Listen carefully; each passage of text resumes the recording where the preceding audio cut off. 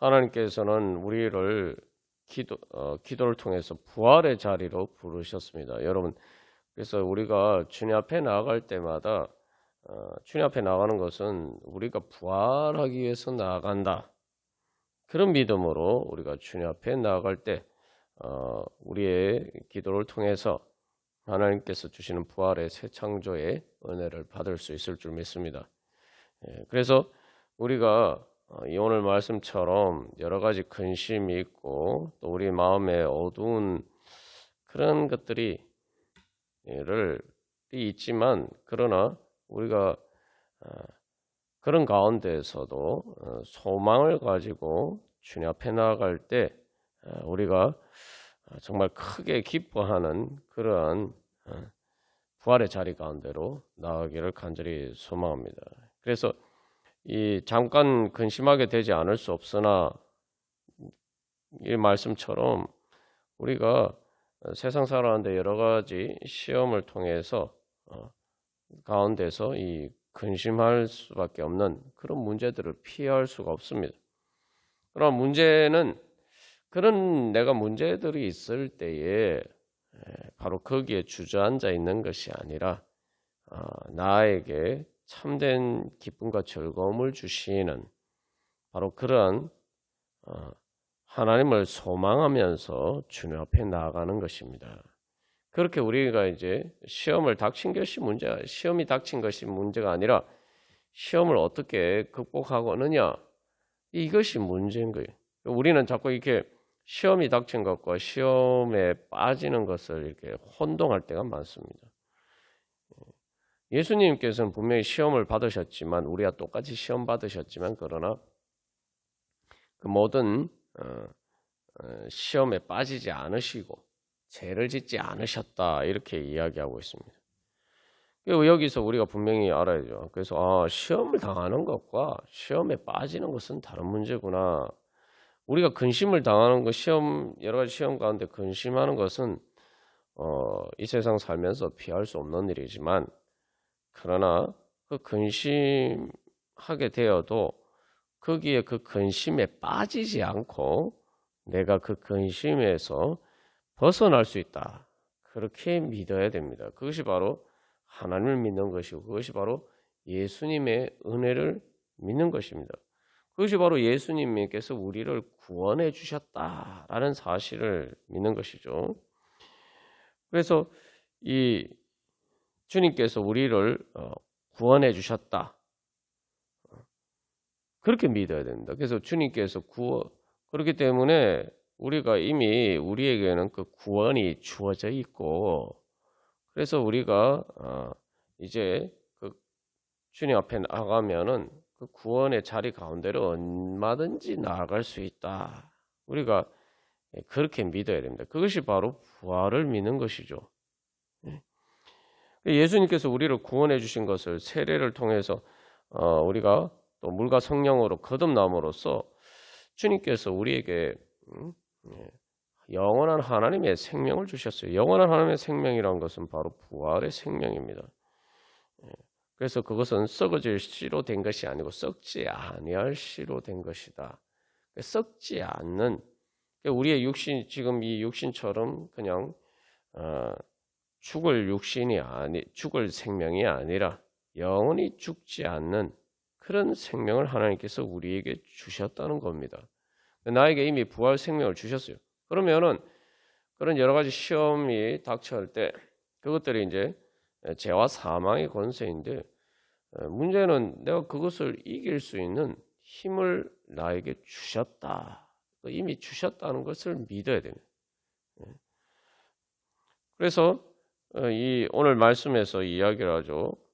잠깐 근심하게 되지 않을 수가 없지만 오히려 크게 기뻐한다. 우리가 여러 번 나눈 것처럼 부활은 단순한 회복이 아닙니다. 그냥 근심이 있었는데 근심이 사라지는 게 아니라 이 근심하는 것 대신에 이제는 반대로 기뻐하는 게 되는 것이 부활입니다. 더 좋게 되는 거예요. 그냥 더 좋게 되는 것도 아니고 차원이 다르게 좋게 되는 것입니다. 그래서 그것을 크게 기뻐한다. 우리가 주일에 말씀을 통해서 나오는 것, 여기서 크게 기뻐한다는 건 너무 좋아서 기뻐서 막 펄쩍펄쩍 뛰고 춤추면서 그렇게 기뻐하는 거예요. 이게 기쁨을 감출 수가 없어서, 기쁨을 주체하지 못해서 그렇게 그 펄쩍펄쩍 뛰면서 기뻐하는 거예요. 그게 바로 이제 그것이 이제 찬양으로 나오는 거죠. 그러니까 이 주체할 수 없는 기쁨, 다시 말하면 어떤 근심도 가로막을 수 없는, 어떤 근심도 억누를 수 없는 그런 즐거움과 기쁨으로 우리가 크게 기뻐한다는 거죠. 이게 미래를 이야기하는 게 아니에요. 지금 현재를 이야기하는 겁니다. 왜 그렇습니까? 바로 예수님을 사랑하기 때문입니다. 예수님을 사랑하는데 왜 내가 지금 이런 힘든 일이 있냐, 근심하게 되었느냐, 이렇게 생각할 수 있는데 왜 예수님 때문에 크게 기뻐하게 됩니까? 예수님이 날 사랑하신다는 사실을 나의 믿음을 통해서 그 은혜를 받기 때문이에요. 그러니까 내가 예수님을 사랑한다는 것은 예수님께서 나를 사랑하시는 그 은혜를 내가 받는 것입니다. 그게 바로 믿음이에요. 믿음이라고 할 때 우리가 뭘 믿느냐, 이게 중요한 거죠. 뭘 믿느냐. 우리의 믿음은 다른 게 아니라 주님께서 그냥 한마디로 말하면 예수님 그리스도의 십자가 구속의 은혜를 믿는 것인데, 십자가 구속의 은혜라는 것은 예수님의 십자가를 통해서 하나님의 사랑이 우리에게 나타났고, 또한 부활을 통해서 바로 그 우리를 사랑하신 하나님의 사랑의 능력이 나타났어요. 그래서 이 로마서 8장에서 사도 바울이 고백하는 것처럼 그 어떤 것도 우리를 하나님의 사랑에서 끊을 수 없다. 그 사랑의 능력을 믿는 것, 그것이 바로 예수 그리스도의 십자가 부활을 믿는 것입니다. 그게 바로 구원을 믿는 거예요. 나를 사랑하시는 주님의 사랑이 이길 것이기 때문에 우리가 기뻐하고 즐거워할 수 있는 거죠. 근데 이게 단순한 미래의 소망을 이야기하는 게 아니라 또 로마서 5장에서도 이야기하는 것처럼 하나님의 사랑이 지금 성령님을 통해서 우리 가운데 부어진 바 되었다. 그러니까 지금 계속 하나님의 사랑이 부어진다는 거죠. 그러니까 그 하나님의 은혜를 받는 것은, 은혜를 믿는다는 것은 하나님의 사랑의 능력을 믿는다는 것이고, 그 하나님의 사랑의 능력을 믿는다면은 내가 바로 하나님을 사랑해야죠. 내가 예수님을 사랑해야죠. 예수님을 통해서 하나님이 날 사랑하신 것처럼 그 사랑을 보고 나도 주님을 사랑할 때 우리가 그 은혜를 받을 수가 있습니다. 우리가 예수님 믿는다고 하면서 자꾸 이 믿음이 바로 이 오늘 이 말씀처럼 베드로전서 1장 8절 말씀처럼 예수님을 사랑하는 것이 믿음이라는 사실을 우리가 자꾸 잊어버리고 있어요. 그러니까 진짜 뭐 다른 은혜 다 받는데 받을지 몰라도 가장 중요한 하나님께서 자기 자신을 주시기까지 우리를 사랑하시는 그 사랑의 은혜를 못 받으면은 즐겁고 기쁠 수가 없죠. 우리가 하나님의 은혜를 받는다 할 때 뭘 받아야 됩니까? 뭘 받아야 됩니까? 궁극적으로 하나님의 사랑을 받아야 돼요. 그래야 행복해지죠. 그래야 즐겁고 기쁘죠. 근데 사랑은 사랑으로만 받을 수가 있습니다. 아무리 뭐 누가 날 사랑해도 내가 그 사람을 사랑하지 않으면은 그 짝사랑이에요. 우리가 뭐 실제로 경험해 보면 알지만 짝사랑 아무리 많이 해도 상대방이 그 사랑을 받아들이지 않으면은 그 상대방에게는 그 사랑을 받아들이지 않는 상대방에게는 전혀 그 사랑을 경험할 수가 없습니다. 그러니까 우리가 이게 인격적인 관계에서, 인간관계에서 아주 쉽게 금방 알 수 있는 문제인데, 우리가 하나님과의 관계에서 그 가장 중요한 사실을 놓치고 있을 때가 많단 말이죠. 주님께서 날 사랑해 주시기를 바라면은, 내가 그 사랑의 은혜를 받기를, 사랑을 받기를 원하면은 내가 주님 사랑해야 돼요. 내가 뭔가를 사랑해서 뭔가를 하는 게 아니라 주님을 사랑을 받는 것을 기뻐해야 돼요. 그게 주님을 사랑하는 거죠. 근데 우리는 대부분 주님의 내가 근심이 있으면은 어떤 일 때문에 근심이 생기면은 그 문제가 해결되는 데만 관심이 있어요. 내가 주님의 사랑을 받아야 되겠다. 이런 소망이 없어요. 우리가 뭐 주님을 위해서 뭔가 하는 건 그 다음 문제예요. 그런 사랑은 그 다음 문제예요. 주님께서 날 사랑하시는 그 사랑을 받아야 돼요. 그 사랑을 받는 사랑을 해야 된다 이 말이죠. 그건 뭐냐면은 주님의 사랑을 갈망해야 돼. 주님의 사랑을 소망하고 주님 사랑해 주십시오. 주님의 사랑에 충만한 은혜로 부어 주십시오. 그것을 구해야 돼요. 근데 우리가 기도할 때 보면은 가만히 보면은 다른 건 다 구하는데 가장 중요한 그 알맹이 핵심을 구하지 않을 때가 많다 이 말이죠. 그러니까 정작 가장 중요한 하나님의 사랑은 받지 못하는 겁니다.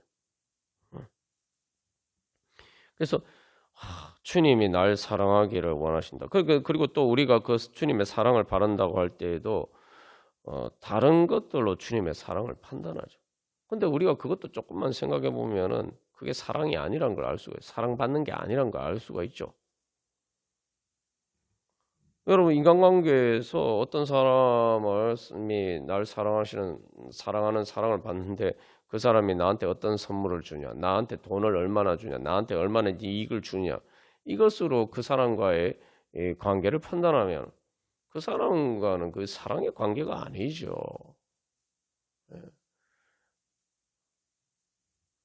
그러면은 그 사람과의 관계에서 진정한 우정이나 사랑이나 그 인격적인 관계에서 누리는 그 행복을 경험할 수가 없습니다. 그런 건 사무적인 관계예요. 그러니까 우리가 주님과의 관계에서도 그런 사무적인 관계처럼 그런 식으로 주님을 대하면서 대할 때가 많단 말이죠. 그러다 보니까 가장 중요한 주님의 사랑을 놓친단 말이죠. 그러니까 믿는데 즐겁고 기쁜지 않은 겁니다. 여기 이제 베드로전서 1장 8절에서 뭐라고 얘기하면 예수를 너희가 보지 못했으나 사랑한다. 이게 믿음이죠. 성경에서 믿음을 뭐라고 얘기합니까? 믿음은 보지 못하는 것을 믿는 거예요. 보는 것은 내가 믿을 필요가 없어요. 이미 보이기 때문에. 그러나 보지 못하지만 믿는 것. 그게 바로 믿음이죠. 그래서 그 1장 8절 후반절에서 뭐라고 얘기합니까? 이제도 보지 못하나 믿고라고 얘기하죠. 앞에서는 보지 못하였으나 사랑하는도다. 그리고 그 다음에 보지 못하나 믿고. 그러니까 사랑하는 것과 믿음이 같은 거죠. 대꾸를 이루고 있잖아요. 내가 주님을 보지 못하지만 주님의 사랑을 믿고 주님께서 날 그렇게 사랑하셨다는 것을 믿고 그래서 주님의 십자가 부활을 통해 나타난 그 놀라운 사랑의 은혜와 능력을 믿고 그것을 구하는 거예요. 그 사랑을 받기를 소망하는 겁니다. 그게 사랑이에요. 내가 주님의 그 사랑을 받기를 소망하는 거예요. 그런데 여기서 중요한 것은 그렇게 보지 못하고 사랑했는데 그것을 그렇게 사랑한다는 것, 그래서 우리가 여러 의미로 생각할 수 있지만 사랑은 기본적으로 내가 구하는 겁니다. 내가 찾는 거예요. 내가 좋아서 갖고 싶어서 막 그걸 갈망하고 찾는 것, 그게 사랑입니다. 그래서 뭐 사랑하면 뭐 보통 뭐 연인 누구 좋아하면 뭐 쫓아다닌다, 우리가 그런 표현을 썼는데 말 그대로 예수님 사랑하기 때문에 예수님 쫓아가는 거예요. 그러니까 베드로에게 예수님이 내가 날 사랑하느냐 이렇게 물으시고 그 다음에 내 양을 치라, 내 양을 먹이라 말씀하시고 결론적으로 뭐라고 말씀하실까요? 너는 나를 따르라 말씀하시잖아요. 그럼 우리가 세상에서도 이제 뭐 구애할 때 보면 그거를 왜 쫓아다닌다 이런 표현을 쓰겠습니다. 그러니까 우리가 예수님 사랑하면 예수님 쫓아다녀야지. 예수님 쫓아다니는 거. 그게 바로 기도입니다. 그러니까 우리의 기도가 예수님 쫓아다니는 기도냐? 예수님 쫓아다닌다고 할 때 그냥 예수님이 주시는 예수님에게 뭔가를 얻기 위해서 쫓아다니느냐? 아니면 예수님 사랑해서 쫓아다니느냐? 예수님 사랑해서 내가 예수님 쫓아다니느냐? 내가 예수님 사랑해서 예수님 따라다니느냐?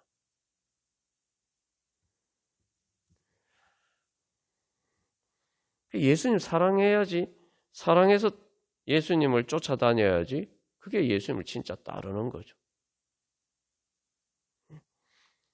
그 베드로는 예수님을 자기가 따른다, 죽기까지 따르겠다고 했지만 결국 결정적인 순간에 자기의 목숨이 뭘 더 사랑했기 때문에 어쩔 수 없이 예수님을 버릴 수밖에 없었어요. 그래서 예수님 하시는 말씀은 결국은 네가 나를 사랑하는데 진짜 너는 나를 사랑해서 따르느냐? 그러면 네가 어디까지 사랑해서 나를 따를 수 있느냐? 그 말씀을 하시는 거예요.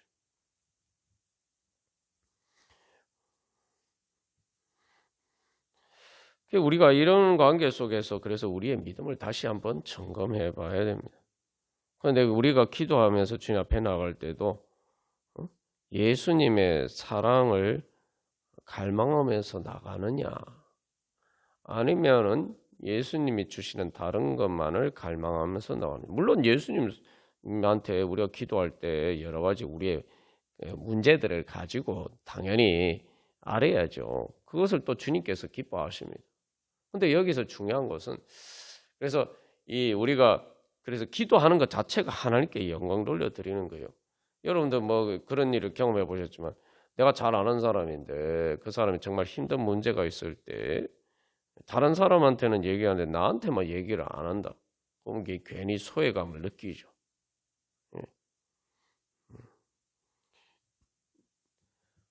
하나님은 근데 뭐 그런 문제가 부담스럽다고 사람들은 생각할 수가 있지만 진짜 이렇게 친밀한 관계, 정말 이렇게 사랑하고 아끼는 관계에서는 그런 것을 내가 알지 못하면은 그 상대방이 나에게 그런 문제를 이야기하지 않으면은 이게 섭섭하죠. 그만큼 믿지 못한다는 마음, 그만큼 친한 관계로 생각하지 않는다는 하나의 증거죠. 그래서 우리가 한 가지 여기서 기억할 건 하나님께 영광 돌려드린다고 할 때 뭐 우리 하나님을 위해서 다른 어떤 일을 하는 거 이전에 제일 먼저 우리가 제일 힘들고 어려울 때 다른 사람한테도 이야기하지 못하는 것을 하나님 앞에 예수님의 앞에 가지고 나와서 토로하면서 기도하는 게 1차적으로 제일 먼저 하나님께 영광 돌려드리는 겁니다. 그러니까 하나님 그걸 제일 기뻐하세요. 그게 우리가 하나님을 믿는다는 것이고 하나님을 내가 가장 친하게 생각한다는 증거예요. 그런 기도를 하면 우리가 사실 기도를 열심히 할 수밖에 없습니다. 내가 진짜 내가 힘든 문제가 있으면은 진짜 누군가 내가 이 힘든 문제 좀 내가 털어놓고 그래서 누가 그냥 그 문제 해결해 주지 못해도 듣기만 들어줘도 내 마음이 좋겠다 이런 생각을 할 때가 많잖아요. 그럴 때 우리가 주님 앞에 나가서 주님 앞에 그것을 고백하면서 토로하면서 그렇게 기도하는 거예요. 그러면은 그게 제일 주님께 영광 돌려드리는 거예요. 예수님을 제일 친하게 생각해야 돼요. 예수님 사랑한다는 거 제일 친하게 생각해야 돼요.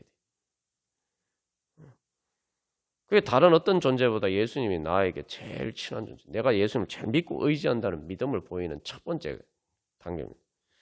그리고 그 다음에 우리가 또 주님께 영광 돌려드리면 내가 이 주님의 사랑을 받으면은 내가 그 어떤 문제든지 다 해결될 수 있다. 이렇게 믿어요. 여기서 이제 이것도 구분을 해야 돼요. 주님의 사랑을 받으면 내 모든 문제가 해결될 수 있다. 주님이 날 사랑하시니까 그래서 뭐 욥이 환난을 당했을 때 하나님 갑절에 축복을 주신 것처럼 그렇게 내가 주님 만나면 주님께서 나에게 회복시켜 주시고 갑절에 축복을 받을 것이기 때문에 내 문제가 해결될 수 있다. 이렇게 생각하는 게 아니에요. 물론 당연히 그렇게 하나님 해주십니다. 근데 중요한 것은 뭐냐면은 내가 갑절의 축복을 받지 않아도 내가 다른 모든 것이 없어도 주님의 그 하나님의 사랑을 받으면은 하나님과 함께함으로써 하나님의 사랑을 받으면은 내가 그 갑절의 축복을 받은 것보다 더 행복해질 수 있다. 그걸 믿고 바로 그 주님의 사랑을 구해야 됩니다. 그러면 그게 그것이야말로 주님께 진짜 영광 돌려드리는 거죠. 그것이야말로 주님께 가장 큰 영광 돌려드리는 거예요. 그게 다른 말로 하면 세상 모든 것이 다 나에게 있어도 주님의 사랑이 없으면 저는 행복하지 않습니다. 그러나 세상 그 어떤 것이 없어도 세상 모든 것이 없어도 다 잃어버려도 주님만 저에게 있으면 저는 행복합니다. 그게 뭡니까? 그게 사랑에 대한 사랑의 고백이죠. 우리가 보통 세상에서도 뭐 연인끼리 그 프로포즈 할 때 바로 그 사랑의 고백이 다 그런 거죠. 그게 주님에 대한 사랑의 고백인 거예요. 우리가 근데 여기서 그래서 믿어야 됩니다. 주님의 사랑을 받으면은 내가 이 지금 근심하는 문제가 지금 해결되지 않아도 내가 행복해질 수 있다. 그래서 오늘도 이야기하잖아요. 예수를 너희가 보지 못했으나 사랑하고 보지 못하나 믿고 그렇게 주님을 찾았더니 말할 수 없는 영광스러운 즐거움으로 기뻐한다. 그렇다고 해서 지금 이제 이 베드로전서의 배경이 박해받는 그런 성도들을 세워주기 위해서 그들에게 힘을 주기 위해서 쓴 편지란 말이죠. 그런데 어떻게 그 박해가 싹 사라져서 영광스러운 즐거움으로 기뻐하는 게 아니에요. 내가 예수님의 사랑을 구하고 그것을 믿고 그것을 주님을 사랑하며 사랑을 구하면서 그것을 찾으면서 사랑하기 때문에 찾고 구하니까 그 주님의 사랑을 받는 거예요. 그 주님의 사랑을 받으면은 말할 수 없는 영광스러운 즐거움으로 크게 기뻐할 수밖에 없는 겁니다. 그게 왜냐하면 천국의 기쁨이거든요. 왜냐하면 주님의 사랑을 받는다는 것은 내가 주님이 이미 날 사랑하시잖아요. 내가 주님 사랑하면은 주님과 내가 서로 사랑하는 게 됩니다. 그러면은 하나님과의 사랑의 행복이 나에게 이루어지는 거예요. 그 천국의 행복이 이제 충만해지는 겁니다. 천국이 이루어지는 거예요. 하나님과 나와의 사랑이 이루어지는 겁니다. 하나님의 사랑이 완전하게 이루어지는 게 우리 종말의 구원인데 그 사랑이 지금 이제 벌써 이루어지기 시작하는 거예요. 내가 주님 사랑하면은 그 주님의 사랑을 경험하면은 말할 수 없는 영광스러운 즐거움으로 기뻐할 수밖에 없습니다. 천국의 기쁨과 행복을 경험하게 되기 때문이죠. 여기서 우리가 다시 한번 기억해야 될 것은 하나님의 사랑이 뭐냐라는 걸 생각해 봐야 돼요. 하나님의 사랑을 통해서 자기 자신을 주셨는데 이 요한 1서에서 하나님을 그래서 사랑이라고 이야기하는데 하나님이 세상을 창조하신 이유가 뭐냐? 사랑하시기 위해서예요. 그 에베소서 1장에도 나와 있죠. 하나님은 우리를 왜 창조하셨냐? 사랑하시기 위해 창조하셨어요. 그러니까 모든 창조의 근원은 하나님의 사랑입니다. 다시 말하면 이 땅에 지금 모든 우주 만물의 존재의 원리가 하나님의 사랑이에요. 하나님의 사랑에서 모든 존재와 생명, 우리가 지금 이 땅에서 누리는 모든 좋은 것들이 다 하나님의 사랑에서 나온 거예요. 그러니까 하나님의 사랑을 얻으면은 하나님의 사랑의 행복을 경험하면은 이거는 내가 온 우주 만물보다 더 큰 것을 얻은 것이란 말이에요. 바로 그걸 근본적으로 하나님을 내가 얻은 거예요. 사랑이 그런 거 아닙니까? 사람들이 자꾸 그걸 잊어버리는데 인간관계에서도 그렇고 자꾸 사무적인 관계만 사람들이 그게 이익이라고 생각하는데 사랑하는 인격적인 관계를 통해서 우리가는 그 사람을 얻습니다. 예. 그 하나님께서 우리를 사랑하신 것도 우리를 얻기 위해서 그러신 거예요. 우리를 고대 중동의 신화에서는 신들이 인간을 만든 이유가 쉽게 말하면 부려먹기 위해서, 노예로, 종으로 부려먹으려고 창조했다, 이렇게 나오는 경우가 많아요. 근데 하나님은 아니에요. 하나님은 우리를 사랑하시기, 그러니까 우리를 얻기 위해서, 우리의 사랑을 얻기 위해서 창조하셨어요. 어쨌든 내가 하나님 주님의 사랑을 받으면은 나는 거는 주님께서는 우리를 사랑하셔 자기 자신을 주시는 거예요. 그러니까 하나님 자신을 주시는 거예요. 하나님을 주시는 겁니다. 내가 주님의 사랑을 받는다는 것은 내가 하나님을 얻는 거예요. 그러니까 말할 수 없는 영광스러운 즐거움으로 기뻐할 수밖에 없는 거예요. 이건 진짜 말을 할 수가 없어요. 어떤 것으로도 표현할 수가 없어요. 그 영광은.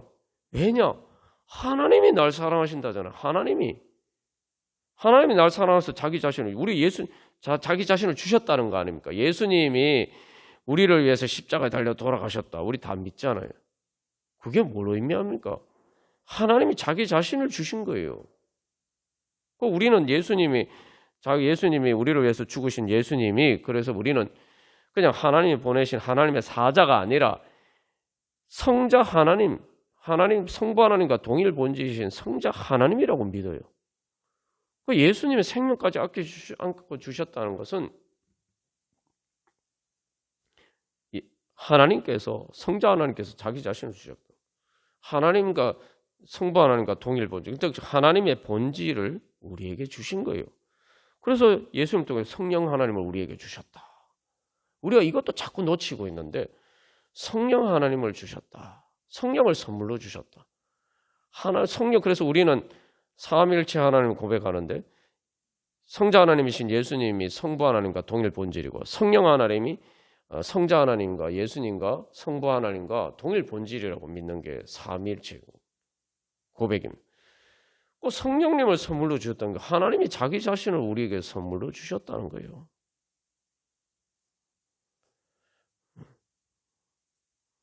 하나님이 자신을 우리에게 주셨다. 그렇게 우리를 사랑하셨다. 여러분, 그거보다 더 영광스러운 게 어디 있습니까? 여러분, 진짜 참된 영광은 사랑받는 겁니다. 사랑을 받아 영광스러운, 그냥 무조건 권력이 있다, 권세가 있다고 해서 그 앞에서 사람들이 아부하고 굽신거린다고 해서 영광받는 게 아니라, 진짜 진심으로 우러나는 마음에서 존경하고 사랑하고 높일 때 그게 영광받는 거죠. 하나님이 우리를 그렇게 우리를 영광스럽게 하셨다는 거죠. 그렇게 우리를 사랑하셨다는 거죠. 우리가 세상에서 근심하게 되는 이유가 뭡니까? 마음이 어두워지는 이유가 뭡니까? 내가 자꾸 초라해 보이고, 힘들고 어려운 일이 닥치고, 또 그래서 자꾸 이렇게 내 자신이 초라해 보이는 거예요. 내 자신이 자꾸 부끄럽게 보이는 거예요. 다시 말하면은 내 마음의 근심이라는 게 뭐냐? 내가 영광스럽지 않은 상태예요. 내 마음이 어두운 게 뭐냐? 내가 영광스럽지 않은 거예요. 왜냐하면 영광은 빛나는 거죠. 그 마음이 어둡다는 건 내가 빛나지 않는 거예요. 그런데 주님이 나를 자기 자신을 주시기까지 날 사랑하신다. 여러분, 그거보다 더 큰 영광이 어디 있습니까? 그보다 내가 더 존귀하게 되는 일이 어디 있습니까? 그래서 오늘 뭐라고 얘기합니까? 예? 여기 베드로전서 1장 7절에서 칭찬과 영광과 존귀를 얻게 할 것이니라. 예수 그리스도께서 나타나실 때에라고 이야기하는데, 그게 이제 그때 그 영광이 우리가 이제 지금은 보지 못하지만 그때 완전하게 나타난다는 거죠. 그러나 완전하게 그때 나타나는 것은 말 그대로 그때 보게 된다는 것이지, 지금 그렇지 않다는 게 아니에요. 지금 여러 가지 우리가 세상에서 여러 가지 근심하게 되는 일이 닥치면은 자꾸 우리에게 시험이 와서 그 주님의 영광을 못 보는 거예요. 날 사랑하시는 주님의 사랑이 그것 때문에 그림자가 드리워져서 그게 장애물이 돼서 주님의 사랑이 안 보이는 거예요. 그게 시험이에요. 그런 일이 닥칠 때 그거 가지고 주님이 날 사랑하시냐 사랑하시지 않느냐 이것을 우리가 자꾸 판단한단 말이죠. 그게 시험이에요. 그게 바로 시험입니다. 그래서 그런 것들 때문에 하나님의 사랑이 빛이 그런 장애물들 때문에 가려서 우리 마음에 어두워진단 말이죠. 그럴 때 우리가 다시 예수님을 바라보면서 나와요. 주님이 나를 얼마나 사랑하시는가. 정말 나는 예수님께서 나를 위해서 죽으셨음을 믿는가. 자기 자신을 주시기까지 나를 사랑하셨음을 믿는가. 그리고 그 사랑이 부활을 통해서 승리했음을 믿는가. 그렇다면 지금 내 마음은 왜 이렇게 어두울까? 지금 그러면 주님이 날 사랑하시지 않는 것일까? 아니죠. 그때 우리가 회개하고 내가 지금 시험이 당하니까 이것 때문에 주님의 사랑을 의심하고 있구나. 이것 때문에 내가 주님의 사랑을 믿지 못하고 있구나. 내가 이것 가지고 주님의 사랑을 판단하고 있구나. 그걸 깨달아 알아야 됩니다. 그래서 주님의 사랑을 갈망하면서 주님 저 사랑하시잖아요. 그런데 제 마음이 왜 이렇게 어둡습니까? 그건 뭡니까? 주님 날 사랑하시는데 내 마음이 어둡다는 것은 내가 주님보다 더 사랑하는 것이 있다는 거죠. 네. 여러분, 이게 되게 어려운 얘기인 것처럼 보이지만 인간관계에서 상식적인 겁니다. 근데 우리가 상식적으로 신앙생활하지 않기 때문에 문제예요. 여러분, 인간관계에서 말입니다. 힘든 일이 있을 때 자기가 진짜 서로 사랑하는 사람이 있으면은 그 사람하고 만나는 것, 그 사람하고 함께 있는 것 자체가 나에게 큰 위로가 됩니다. 그리고 우리가 상식적으로 예를 들면은 부부 관계에서 서로 사랑한다는데 예를 들면은 경제적으로 좀 어렵다고 해서 상대방의 사랑을 의심한다. 그럼 우리가 보통 객관적으로 제3자 입장에서 봤을 때는 저 사람은 자기 배우자를 사랑하지 않는구나. 돈을 더 좋아하는구나. 우리 이렇게 생각하지 않겠어요? 다 그렇게 생각하잖아요. 물론 내가 닥치면은 또 다를 수가 있는데 그런데 일반적으로도 부부 관계에서 진짜 서로 사랑하면은 그런 것 때문에 사랑이 흔들리지 않고 오히려 그럴 때일수록 더 이렇게 위로하고 서로 아껴주고 더 이렇게 사랑함으로써 거기서 힘을 내서 그 상황을 극복하게 되죠. 근데 여러 가지 어떤 다른 조건 때문에 그런 상대방의 그런 사랑을 의심하면은 우리가 그거 일반적으로도 그냥 신앙을 떠나서 일반적으로도 그것은 올바르지 않다.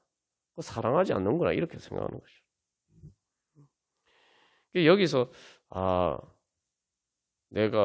그래서 이제 욥이 겪은 시험도 바로 그것이죠. 그래서 그때 우리가 주님의 사랑을 구해야 돼요. 그래, 주님, 제 마음에 이런 시험이 닥쳤지만 그러나 주님께서 저를 사랑하시는 그 사랑으로 이 모든 것을 이길 수 있을 줄 믿습니다. 그 모든 것이 다 이런 일 때문에 제가 근심하지만 그러나 주님의 사랑으로 은혜를 받으면은 주님의 사랑을 받으면은 제가 이런 근심에서 벗어나서 오늘 이 말씀처럼 주님 때문에 즐거워하고 기뻐할 수 있을 줄 믿습니다. 주님 그렇게 저를 만나 주십시오. 주님의 그 사랑 받고 싶습니다. 주님의 그 사랑으로 충만히 채워 주십시오. 우리가 그렇게 나아가야 돼요. 그게 기도입니다. 근심이 있을 때에 우리가 여러 가지 문제가 있어서 기도하러 나갈 때에 제일 먼저 그 문제를 해결해야 돼요. 그 근심이 우리의 마음을 침투해서 그 어두운 그림자가 우리 마음에까지 드리워져 있다 이 말이죠. 그러니까 제일 먼저 우리가 주님의 사랑을 갈망하면서 주님의 사랑과 은혜의 빛을 받아서 내 마음의 그 어두운 그림자부터 몰아내야 돼요. 그게 제일 처음까지예요. 여러분 생각해 보십시오. 아니 저기 쳐들어와서 지금 성 안에까지 들어와서 지금 막 거의 뭐 성이 함락되기 직전이면 제일 먼저 뭘 해야 됩니까? 먼저 성에서 그 적들을 몰아내야 되죠. 근데 우리가 자꾸 기도하면서 어떻게 하냐면은 지금 내 마음에 그런 것들이지 내 마음 그 마음을 지키는 것이 성을 지키는 것보다 더 낫다 이런 말씀이 잠언에도 있는데 아니 지금 그 어두운 죄와 사망의 권세가 어두운 것들이 침입해서 지금 내 마음까지 지금 침입을 해 있다 이 말이죠. 그럼 먼저 적이 쳐들어와서 내 성이 지금 성 안에까지 적이 쳐들어와서 내가 지금 곧 이 성이 함락되게 됐으면은 제일 먼저 해야 될 일은 성에서 먼저 적을 몰아내야 될 거 아닙니까? 그거부터 먼저 해야죠. 근데 우리는 기도할 때 그걸 할 생각을 안 하고 성 밖에 있는 적을 몰아내 주시옵소서 그 기도만 하고 있으니까 문제가 해결이 안 되는 거예요. 우리가 좀 상식적으로 생각을 해야 돼요. 예? 이거 여러분 아니 성 밖에 적이 없어져도 내 안에 그 적이 있으면은 나는 이미 패배한 거 아닙니까? 성이 함락되면 끝나는 거 아니에요. 그죠? 예. 그러니까 성이라는 건 내 마음의 문제, 내 마음에 주님의 사랑의 기쁨이 있는데 그거부터 먼저 회복을 해야 되는 거예요. 근데 밖의 문제만 자꾸 해결되면 내가 해결될 수 있을 것이다. 그렇게 생각하죠. 그렇게 해서 얻는 기쁨은 잠깐 기쁠 뿐입니다. 그래서 세상에서 보면은 그런 문제가 해결된 사람들도 기쁘지 않아요. 우리가 잘 알잖아요.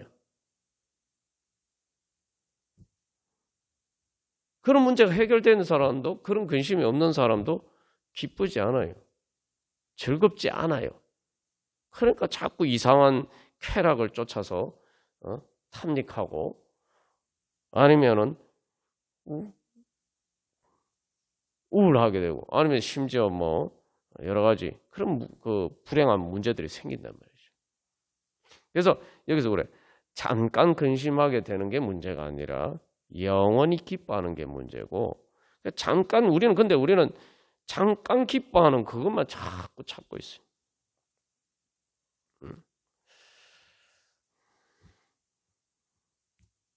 그래서 우리가 베드로가 예수님이 물으실 때 네가 나를 사랑하느냐 물으셨는데 베드로가 근심이 됐다. 내가 주님 사랑해야 되는데 그 사랑하는 마음이 정말 온전하지 못해서 주님을 사랑하는 마음이 다른 것을 이기지 못한단 말이죠. 그것 때문에 근심했다 이렇게 얘기하는데 여러분 우리가 모든 근심은 내가 근심되는 문제가 있을 때마다 그 근심의 문제를 해결하려면은 그 근심의 근본에 도사리고 있는 문제를 봐야 돼요. 내가 주님 사랑하고 있느냐. 그러니까 모든 근심의 문제를 내가 지금 주님 사랑하고 있느냐는 문제로 바꿔서 우리가 생각해보고 그리고 그래서 그 문제를 해결받기를 소망하면서 주님 사랑하게 해주십시오. 주님 사랑하기 원합니다. 우리가 그렇게 나아가면은 그 문제를 근본적으로 해결할 수가 있습니다. 그게 왜냐하면 그렇게 되면은 그걸 통해서 우리가 주님을 사랑하기 때문에 주님 사랑하는 마음이 이기지 못할까 봐 근심하는 거 아닙니까? 베드로도 마찬가지. 베드로가 예수님 부인했지만 내가 주님 사랑하는 줄 주님께서 아십니다. 자기가 그래도 그 사랑하는 마음이 있기 때문에 근심이 있는 거예요. 사랑하지 않으면 근심할 일이 뭐가 있겠습니까? 예수님 사랑하던 사랑하지 않든 그것 때문에 근심할 일이 뭐가 있겠어요. 사랑하는 마음이 있으니까 그 문제 때문에 근심이 되는 거예요. 예수님이 그렇게 물으셨을 때. 우리가 우리의 기도를 그런 문제, 그런 근심으로, 그래서 주님의 사랑을 하기를 소망하고, 그래서 주님을 향한 사랑이 내 모든 다른 마음을 이기기를 소망하면서 주님 앞에 나가야 됩니다.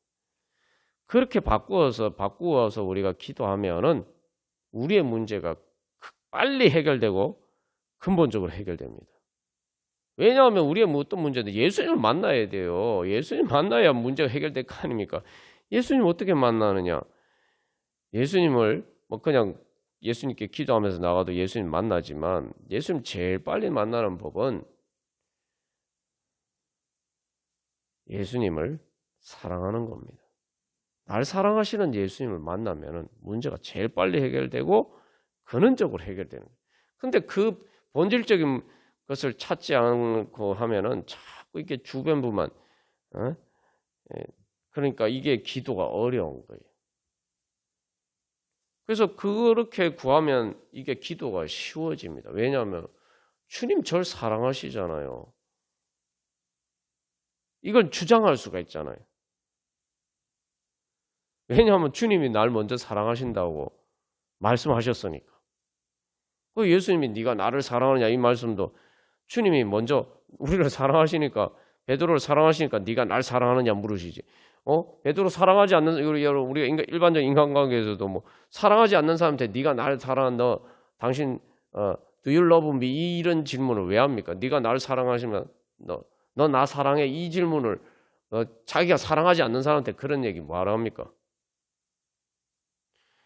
그러니까 이게 여러분, 이게 우리가 믿음의 담대한 확신으로 기도한다라고 할 때 제일 담대한 확신을 가지고 약속을 주장하면서 할 수 있는 기도가 주님 저 사랑하시잖아요.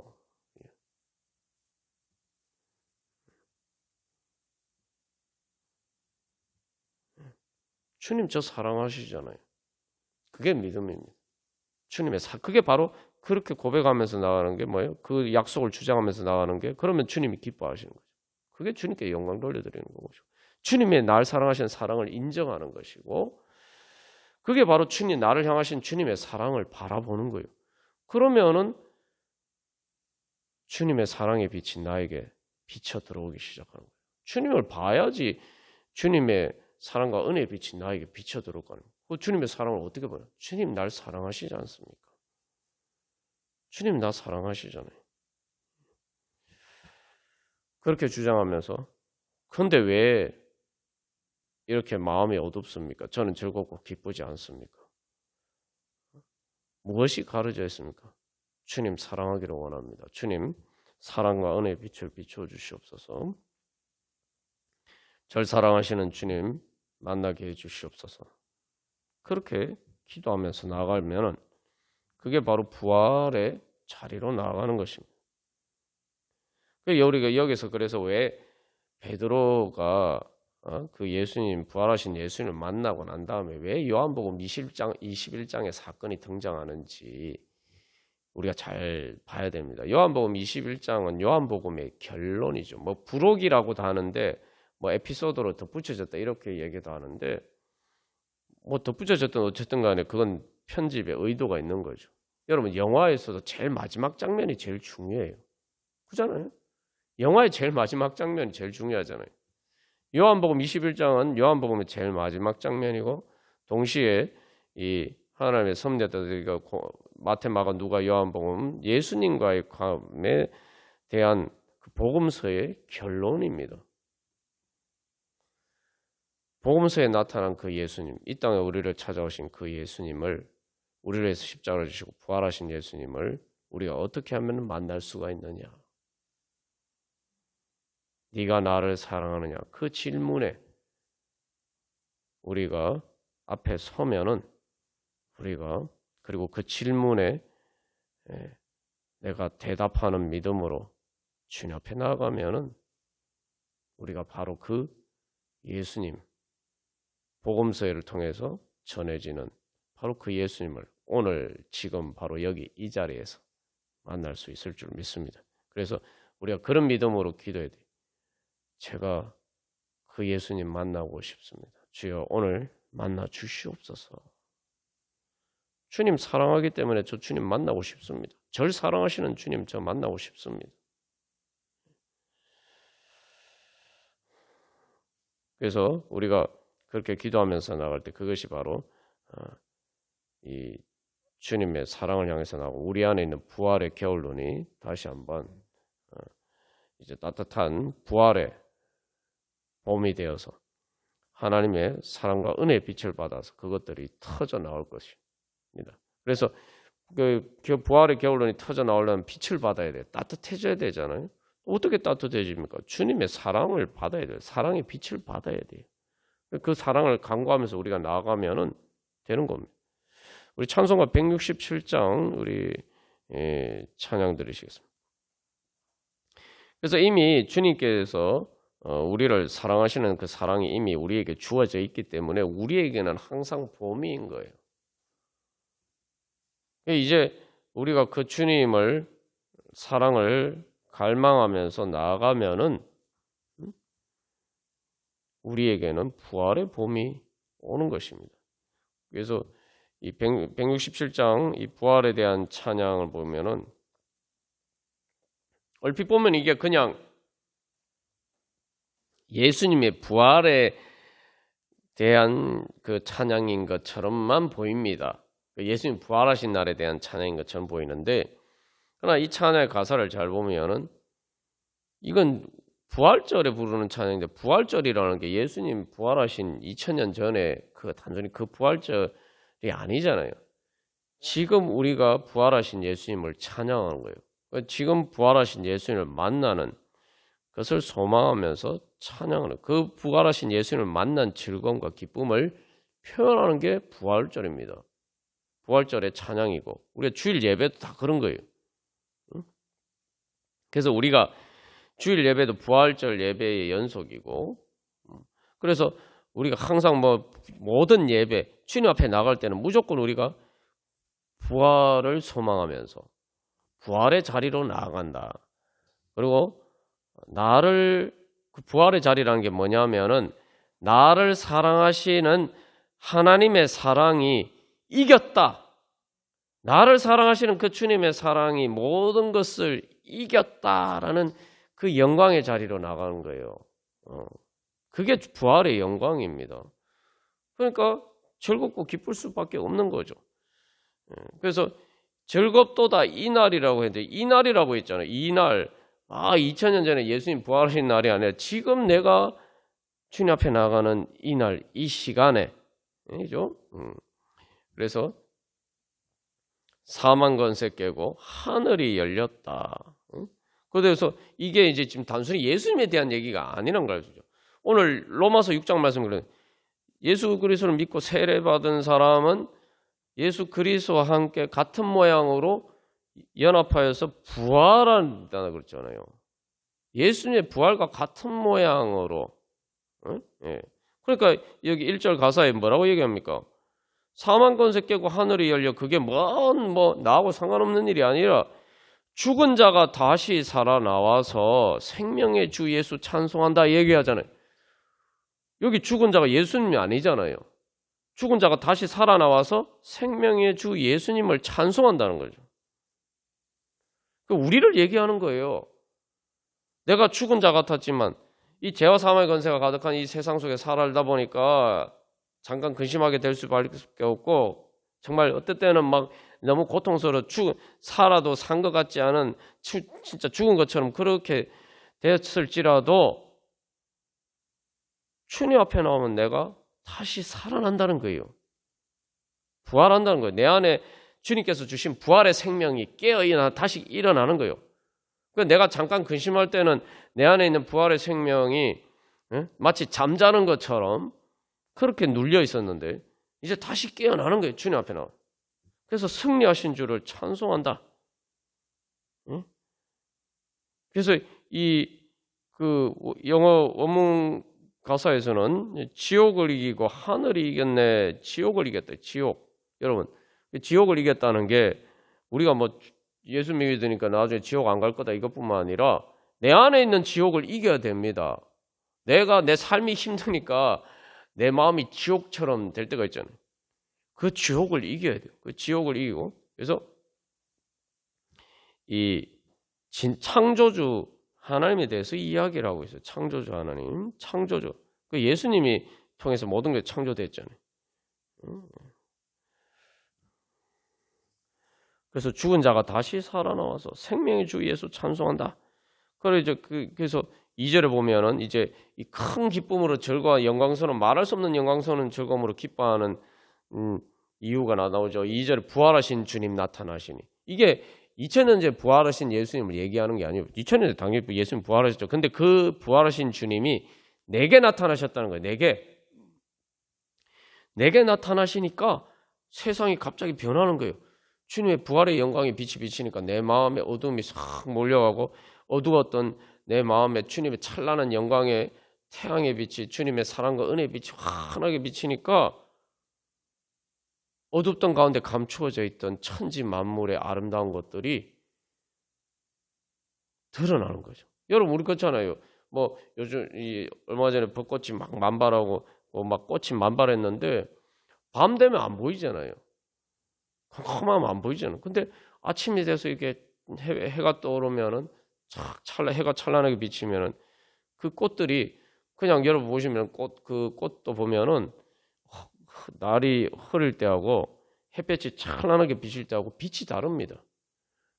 그 햇빛이 찬란할 때 보면은 꽃들이 진짜 막 빛나죠. 그렇게 막 천지 만물 모두 새 옷을 입었던 거예요. 갑자기 새 옷. 그러니까 여기서 우리가 한 가지 하는 게 새 옷이라는 거예요. 내 마음의 근심과 얻은 모든 문제들이 막 이건 내가 벗어버리지 못하는 마치 내가 벗어버리지 못하는 것처럼 마치 내 몸의 한 부분처럼 그렇게 생각되지만 부활하신 주님 만나고 나면 주님의 빛이 비치면 내가 그것을 마치 이 옷 갈아입듯이 더러운 옷 벗어버리면 그만 아니에요. 그죠? 벌어서 새 옷으로 갈아입으면 되는 거예요. 그렇게 내가 자유롭게 그것을 던져버릴 수가 있는 거예요. 그것을 벗어날 수가 있는 거예요. 천지 만물 모두 새 옷을 입은 세상이 바뀐 거예요. 그게 보니까 꽃은 만발하고 잎이 우거져. 그게 부활의 겨울눈이 이제 터져서 내 마음에 주님을 향한 사랑의 꽃이 만발하고 또 새순이 그 부활의 겨울눈이 터져서 잎이 나서 내 안에 주님의 생명의 잎이 우거져서 주님을 찬송한다. 세상이 바뀐 거예요. 왜 세상이 바뀌었냐?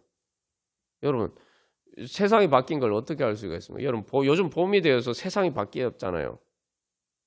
세상이 바뀐 걸 어떻게 알 수 있습니까? 뭐로 합니까? 날씨가 따뜻해져서 날씨가 따뜻해졌는데 그래서 뭐가 바뀌었습니까? 꽃이 피고 나무들이 잎이 나서 푸르졌잖아요. 내 마음이 그렇게 되는 거예요. 꽃은 만발하고 잎이 우거져. 그러면 내 세상이 바뀌는 거예요. 천지 만물 새 옷 입고 세상이 바뀐 겁니다. 그래서 3절에 다시 생명의 주 예수 죽음 이기고 무덤 문을 살아나셨는데 그래서 여기서 이게 지금 예수님의 단순히 2000년째 부활을 얘기하는 게 아니라 주의 말씀대로 이루어져서 그래서 주님의 그 부활이 내가 이제 예수 그리스도와 연합한 자가 되어서 주님의 말씀대로 나도 오늘 부활한다. 우리가 주님 앞에 예배드리고 기도하고 주님 앞에 나갈 때마다 주의 말씀대로 이루어 주시옵소서. 구원하여 주시옵소서. 사랑하여 주시옵소서. 다시 살려 주시옵소서. 그 말씀대로 이루어졌다. 우리가 바로 이 찬양이 그래서 우리가 바로 이런 찬양을 소망하면서 주님 앞에 나가야 돼. 그리고 이 찬양의 고백처럼 정말 하나님의 그런 은혜 받기를 소망하면서 주님 앞에 나가야 돼. 그러려면 뭘 해야 된다고요? 예수님 사랑해야 돼. 예수님 사랑해야 돼. 왜냐하면 예수님이 왜 죽으셨느냐? 우리를 사랑하셔서. 부활도 예수님의 사랑이자 이 보십시오. 요것만 생각하면 결론이 나온 거예요. 예수님의 부활이 뭡니까? 우리를 사랑하셨는데 예수님이 죽기까지 포기하지 않고 사랑하셨는데 그러나 그것이 죽음으로 끝나지 않고 다시 부활하셨기 때문에 예수님의 부활은 주님의 사랑이 우리를 끝까지 포기하지 않고 죽기까지 사랑하시는 그 사랑이 죽지 않고 결국은 이길 것이다. 그러면은 주님의 사랑이 이기면은 모든 부활이 이루어지는 겁니까? 부활의 가장 핵심적인 의미가 그러면 주님의 사랑이 이루어지려면 내가 뭘 해야 되겠습니까? 주님이 이미 날 사랑하십니다. 그럼 내가 주님 사랑하기만 하면은 나를 향하신 주님의 사랑이 이기고 이루어지는 겁니다. 그럼 부활이 이루어지는 거예요. 그럼 내가 주님을 사랑하면은 주님께서 부활의 승리가 주님께서 나에게 부활하시는 거예요. 부활하신 내 주님을 내가 만나는 겁니다. 그래서 예수님이 부활하시고 베드로를 다시 찾아오셔서 베드로 포기하지 않으시고 베드로는 예수님을 부인했지만 제자들은 예수님을 버리고 도망갔지만 그러나 예수님은 끝까지 포기하지 않고 끝까지 사랑하셔서 다시 부활하셔서 다시 찾아오셔서 그 사랑을 이루시기 위해서 부활하셔서 물으시잖아요. 네가 나를 사랑하느냐? 내가 주님의 사랑에 응답하면은 주님의 부활이 나에게 이루어지는 거예요. 네. 주님의 사랑이 이기면은 나를 향하신 주님의 사랑이 이루어지면은 주님의 사랑이 승리하는 거 아닙니까? 그게 부활 아닙니까? 그러면 그 승리는 누구에게 달려 있습니까? 나에게 달려 있어요. 세상 이런 문제가 해결되고 저런 문제가 거기에 달려 있는 게 아니에요. 내 선택에 달려 있어요. 내가 주님 사랑하기로만 선택하기만 하면은 주님의 사랑이 이루어지는 겁니다. 부활하신 주님을 내가 만나는 거예요. 여러분 생각해보세요. 누가 사랑해서 어떤 사람에게 프로포즈를 했어요. 그러면 그 상대방이 프로포즈를 받아들이면은 그 사랑이 이기는 거 아닙니까? 사랑이 이루어지는 거잖아요. 우리가 그거 가장 어떻게 보면 조금만 생각해보면 알 수 있는 그 단순한 진리를 그 사랑의 진리를 자꾸 놓치고 있으니까 부활하신 주님 못 만나는 거예요. 그래서 내가 제일 먼저 해야 되는 건 나를 사랑하시는 주님의 사랑이 이루어지도록 만들어 드려야 돼요. 그게 나한테 달려 있어요. 나한테 달려 있단 말이죠. 내가 주님 사랑하느냐 사랑하지 않느냐. 내가 주님 사랑하기로 하고 주님의 그 사랑을 받아들이면은 주님의 사랑이 이기는 거고 주님의 사랑이 이루어지잖아요. 그 주님의 사랑이 이루어지면은 부활의 새 창조의 역사가 일어나는 거죠. 그래서 우리가 그 욥기를 보면은 하나님이 잔인하다. 어떻게 그 마귀하고 사탄하고 욥을 두고 그렇게 내기를 하고 시험하느냐. 야, 참 하나님 잔인하다. 우리가 이렇게 생각할 수가 있습니다. 근데 여러분, 그건 진짜 놀라운 이야기입니다. 하나님이 욥을 걸고 내기를 하셨는데 욥을 시험하신 게 아니에요. 자기 자신을 욥에게 맡기신 겁니다. 왜 그렇습니까? 만약에 욥이 하나님을 사랑하지 않으면, 욥이 하나님에 대한 믿음을 버리면 마귀하고 내기해서 하나님이 지게 되잖아요. 하나님이 지면은 하나님이 하나님입니까? 마귀한테 진 하나님이 하나님이냐 말이죠. 그러니까 사실은 그것은 하나님 잔인하게 보이는 게 아니라 그 하나님은 사실은 욥에게 자기 자신의 전부를 거신 거예요. 그게 바로 십자가를 지신 예수님. 예수님 십자가를 지셨는데 우리 때문에 십자가를 지셨는데 우리가 예수님 사랑 안 하면 예수님 하신 모든 일이 다 헛수고가 되잖아요. 예수님 안 믿고 우리가 예수님 사랑 안 하면. 그 예수님의 승리가 우리의 예수님을 믿고 사랑하느냐의 선택에 달린 거예요. 그 완전히 하나님이 자기 자신의 운명을 우리에게 거신 겁니다. 자기 자신의 전부를 우리에게 거신 거예요. 그래서 그게 예수님의 십자가 사건입니다. 도대체 내가 뭔데 주님이 나한테 그 자기의 전부를 거시냐. 그보다 더 큰 영광이 어디 있습니까?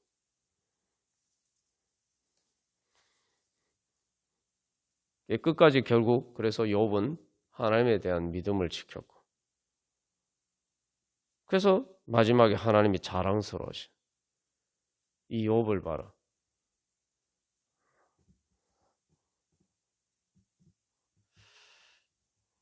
그래서 욥이 마지막에 그 자기를 시험하는 하나님을 때문에 시험에 들었는데 결국에는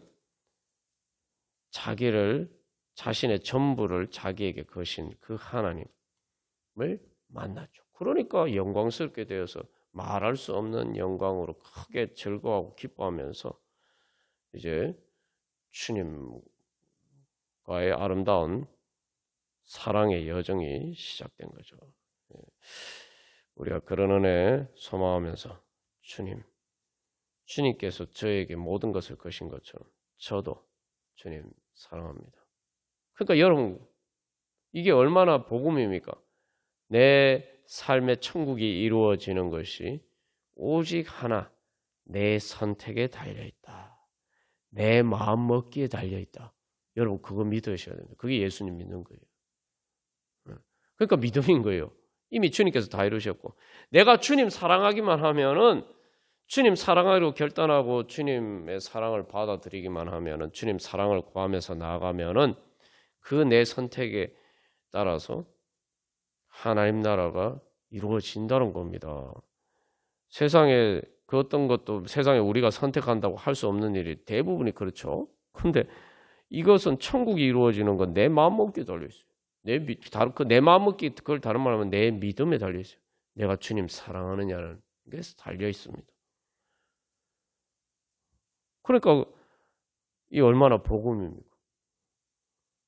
여러분 그걸 믿어야 됩니다. 그걸 믿고 우리 주님 앞에 나아갈 때 바로 오늘 이 찬양이 우리의 이 찬양으로처럼 우리가 크게 말할 수 없는 영광스러운 즐거움으로 기뻐하고 즐거워하면서 주님을 찬양하는 그 찬양의 자리로 나아갈 수 있을 줄 믿습니다. 오늘 기도의 자리가 그런 자리가 되기를 소망하면서 우리 다 같이 찬양 드리시겠습니다. 하나님께서 오늘 우리에게 어떻게 부활하신 예수님을 만날 수 있는지를 가르쳐 주셨어요. 그래서 오늘도 바로 지금 이 자리에서도 예수님이 다시 베드로에게 물으신 것처럼 물으십니다. 네가 나를 사랑하느냐? 여러분, 우리의 마음 가운데 천국의 꽃이 피기를 원하십니까? 꽃이 만발해서 정말 큰 천지 만물 모두 새 옷 입은 그런 아름다운 천국의 봄이 되기를 원하십니까? 부활하신 예수님을 만나면 됩니다. 여러분, 이 봄이 되면은 정말 꽃이 만발하면은 또 실록이 우겨지면 얼마나 아름다운지 모르. 근데 이 세상에서도 그렇게 아름다운데 내 마음에 그 꽃이 만발하고 잎이 우거지면 얼마나 내 마음이 행복해지겠습니까? 근데 여러분, 그 꽃은 주님을 향한 사랑입니다. 꽃은 사랑이 이루어진 게 아니죠. 꽃은 사랑의 구애 아닙니까? 그 꽃이 피는 이유가 그거죠. 그러니까 내가 주님 사랑하기를, 주님의 사랑받기를 소망하면서 주님 사랑하기를 소망하면서 주님 앞에 나아가면은 여러분 그 자체로서 우리가 결국 우리 마음이 꽃 피어나게 됩니다. 예. 그걸 아셔야 돼요. 내가 주님 사랑하면은 내 마음이 꽃 피어나게 됩니다. 예. 그 여러분 보십시오. 부활하신 예수님을 누가 만났느냐? 부활하신 예수님 누가 만났습니까? 부활하신 예수님을 제일 처음 만난 사람이 누굽니까? 예수님 사랑하는 사람이 만났어요입니다. 예수님 사랑하는 사람. 예수님이 죽으셨지만 그럼에도 불구하고 예수님을 사랑해서 무덤에 찾아갔던 그 여인들. 그 여인들이 예수님 제일 처음 만났잖아요.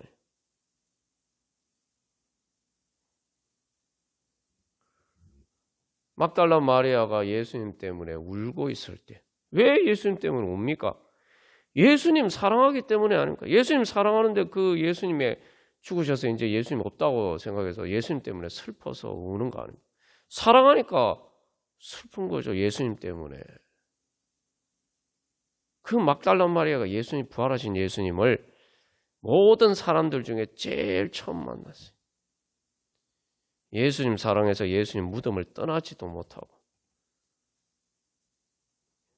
예수님 때문에 울고 있었던 그 막달라 마리아가 부활하신 예수님 제일 처음 만났습니다.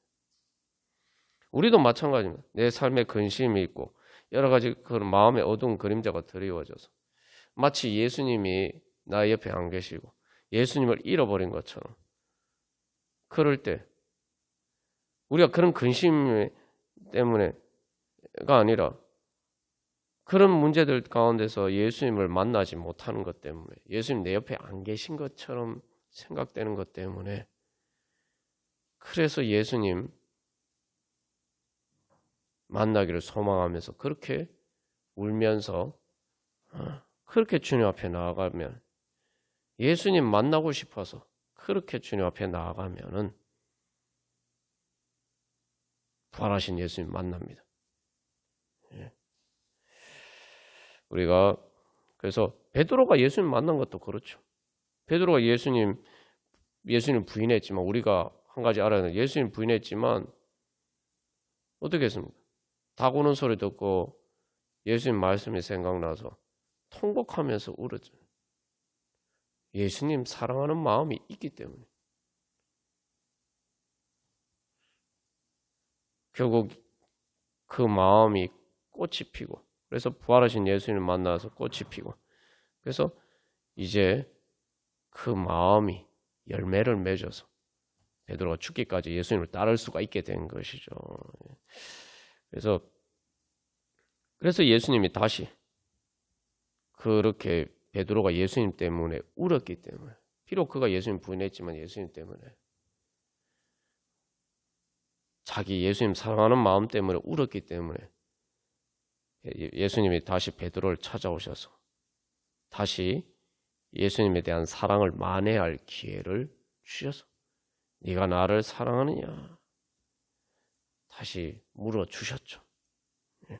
그래서 우리가 오늘도 그런 믿음으로 이 시간 함께 기도하겠습니다. 그래서 우리 여러 가지 많은 근심이 있지만 우리가 먼저 회개할 것은 주님 제가 그런 여러 가지 마음이 근심이 있고 마음이 어두울 때 예수님 찾지 않았습니다.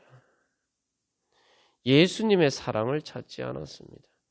예수님의 사랑의 빛이 비춰지기를 소망하지 않았습니다. 그런 것은 바라지 않고 그저 그 진짜 근심, 예수님을 사랑해야 된다는 그 근심을 하지 않고 예수님 찾지 않았습니다. 그리고 다른 것만 찾았습니다. 주님 사랑한다고 하지만 주님의 사랑을 찾지 않았습니다. 그래서 주님의 사랑을 받아들이지 않아서 주님을 사랑하지 않아서 주님의 나를 향하신 주님의 사랑이 이루어지지 않아서 주님의 마음이 얼마나 아프셨습니까? 제가 그렇게 주님 마음 아프게 해드린 거 주님 잘못했습니다.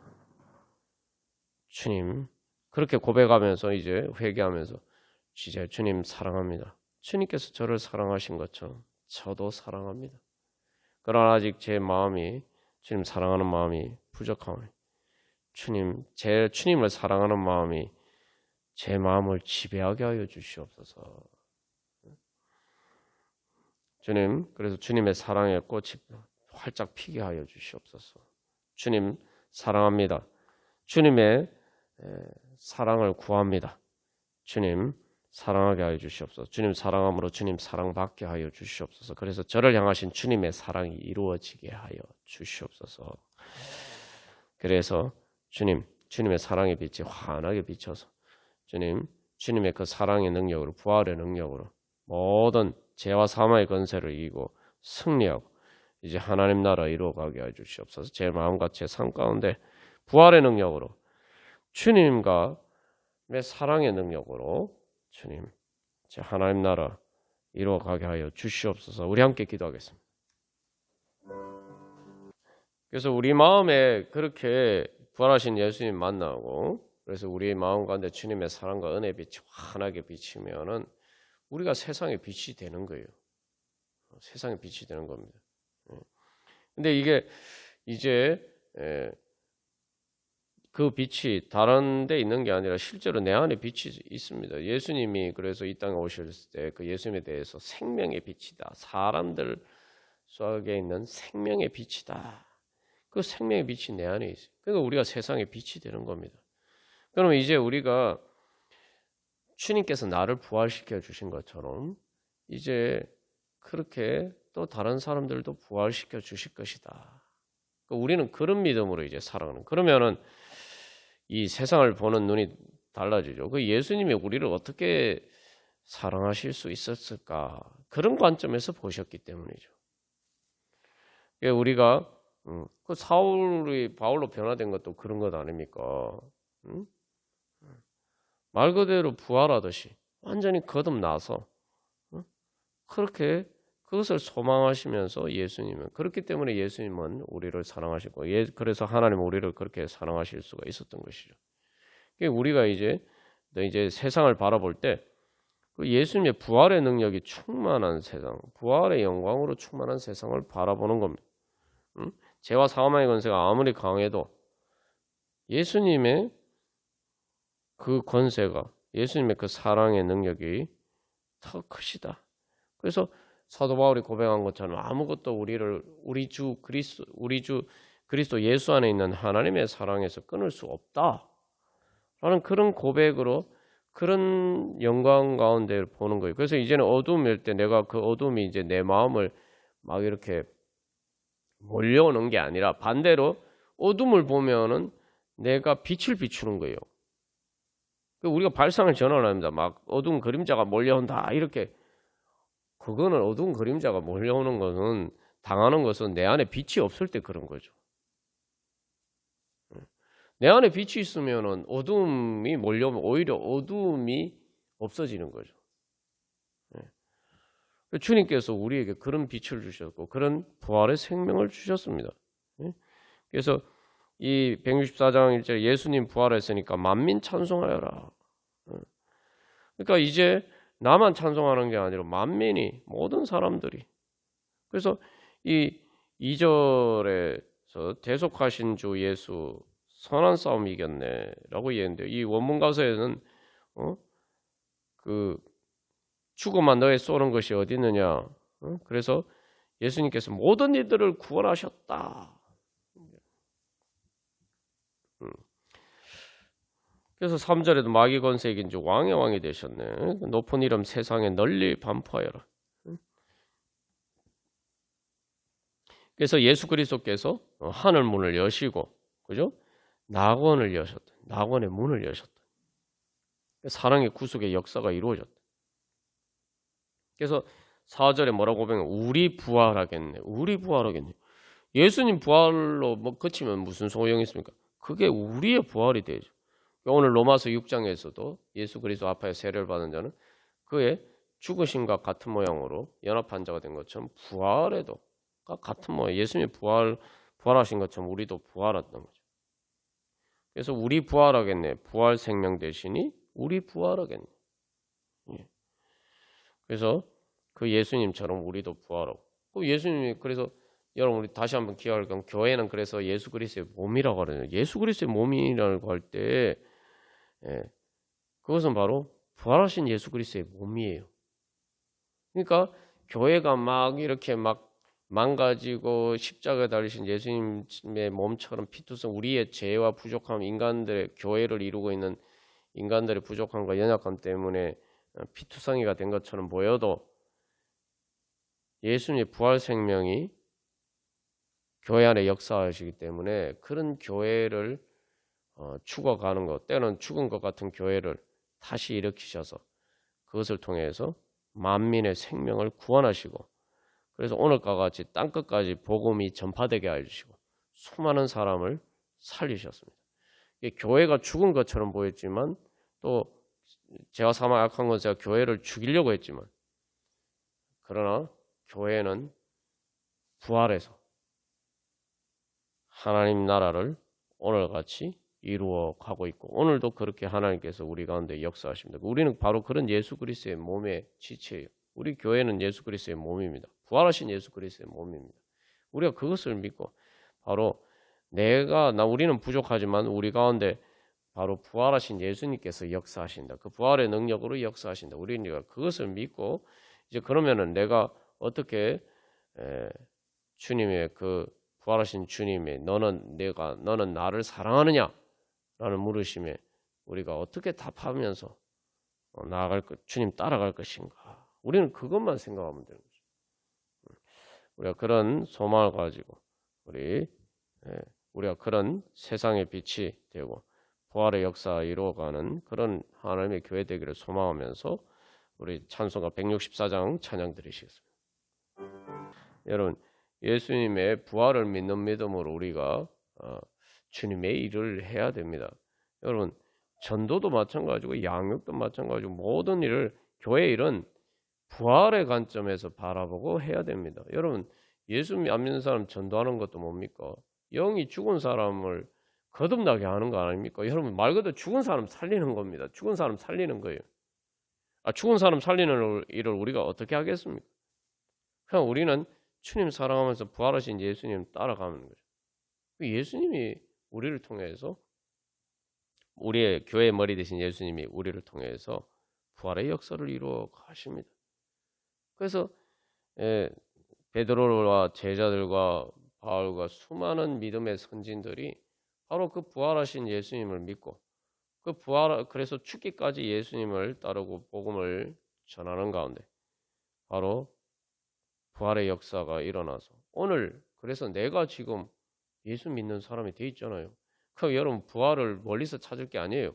부활의 증거가 내가 지금 오늘 예수님 믿고 지금 이 기도의 자리 찬양의 자리에 예배 자리 가운데 서 있다는 거 이 자체가 부활의 가장 확실한 증거입니다. 주님께서 나를 살려주신 내 영을 살려주셨기 때문에 거듭나게 해주셨기 때문에 내가 오늘 주님 앞에 서 있는 것 아닙니까?